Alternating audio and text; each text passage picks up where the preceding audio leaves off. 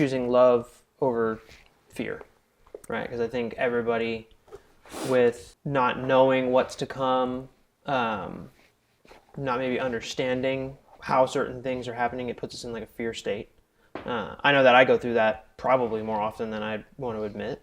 I think we're so afraid of the bad what ifs that we forget to love the good what ifs. And you know what's weird is I think I'm really good at showing you guys that. Like, I think I overly love y'all, you know, like you and the kids. I'm really good at pointing you guys to lovingly push through the fear that I don't show myself that kind of love. Like, I don't allow myself the space to love me because I still sometimes don't forgive that past, you know what I'm saying? Sure.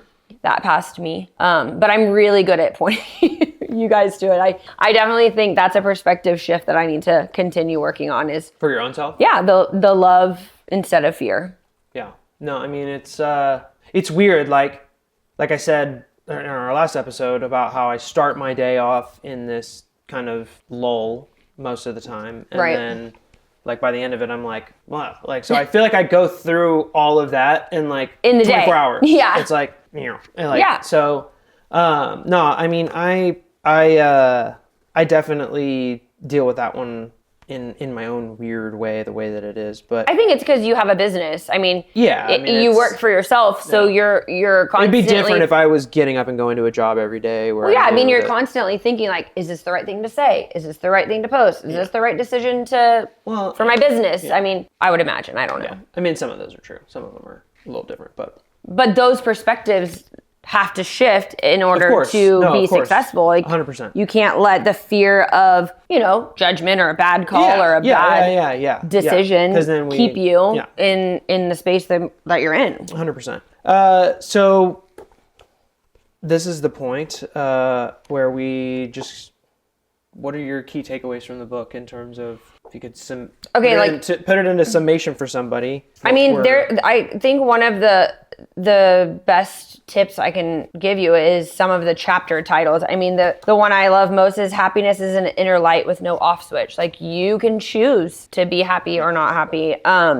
You are what you seek. I mean, with the way that the world is going and we're consuming so much content, like, choose better things to watch, listen to, engage in, because you're your own deciding factor on whether you're gonna take your thoughts downward or upward. I mean, I think that's a really big takeaway for me, especially with not being on social for this long. I've really gotten to see how some of that, and some of it is mindless content, right? But even that was leading me to being less forgiving of myself and being less loving of myself and really not having the right perspectives. Yeah, I think the one for me that overall was, we can plan and we can think that we're in the control that we're in. But there was a part in the book where he was talking about where he was flying to like Switzerland or Germany or something like that to like give a speech. And he was in the middle of the plane or the plane ride there, and he like reached in his pocket for his cards, his note cards, and he didn't have them.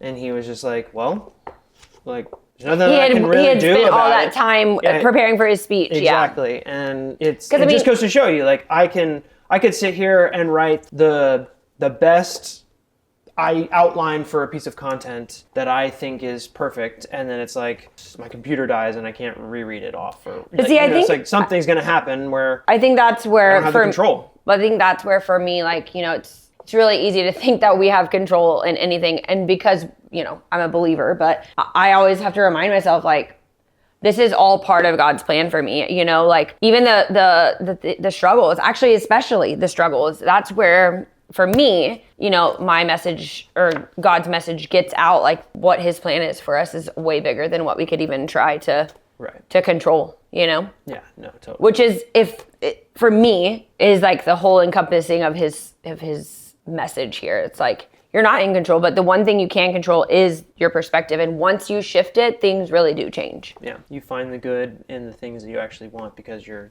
thinking about them. Right, and you find the good in what you actually have because it is what you have and you can't change it. So take the small steps, you know? Take the small steps. The book, I don't know if you want to show everybody out there, the book is called Shift Happens by Robert Holden.